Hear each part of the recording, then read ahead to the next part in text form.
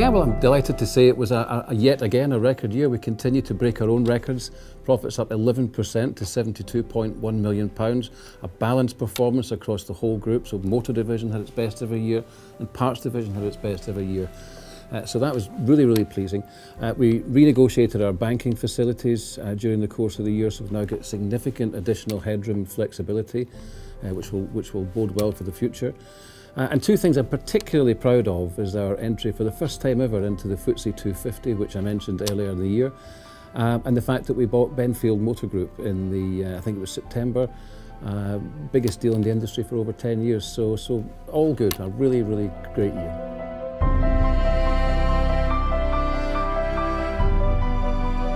Yes, well, turnover grew by 20%, up to an incredible £3.65 billion. That's annualising at over £4.2 billion. We didn't buy Benfield till later in the year, so that puts us very much at the top of the industry in terms of scale.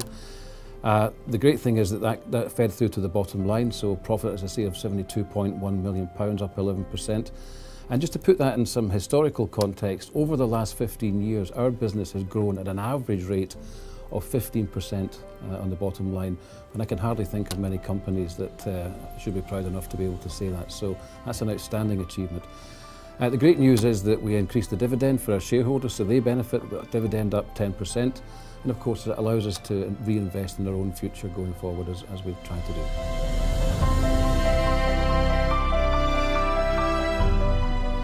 Yes, well, we paid £87.5 million for Benfield back in September 2015. It's the biggest deal that the sector's seen for 10 years, and I think it shows the ambition that the company has to make an acquisition of that size. I'm delighted to say that the contribution that Benfield made in the last 4 months of the year exceeded even our lofty expectations, so we're very, very pleased to see that. The two businesses are now fully integrated, two great companies coming together. And I think the fact is that we are stronger together, so really pleased with how it's worked out for the Benfield employees and the Lookers employees.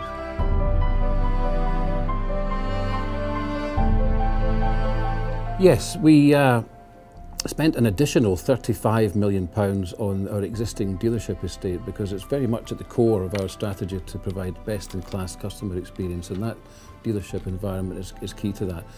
And equally, we significantly upped our spend on technology, which obviously helps the customer experience as well, but equally makes the ability of our employees to do their job better.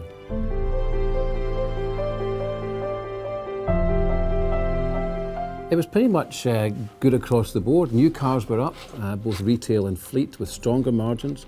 Used cars were up again with stronger margins. Dealership after sales went up 6%. And the Parts Division had a record turnover and bottom line, so across the board it was all good news.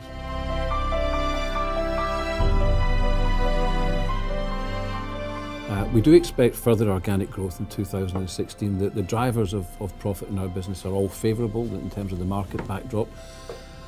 We have a full year of Benfield ahead of us, so that will obviously help. And there are many other acquisition opportunities out there. We'll just be careful what we buy. But we're certainly not short of opportunities there. One thing I'd particularly like to see a lot of progress on, and I'm sure we will, is on the people agenda. We have a new HR director starting in May. We've got a new HR system coming in, which will make our lives a lot easier. And I think that will really turbocharge our investment in people.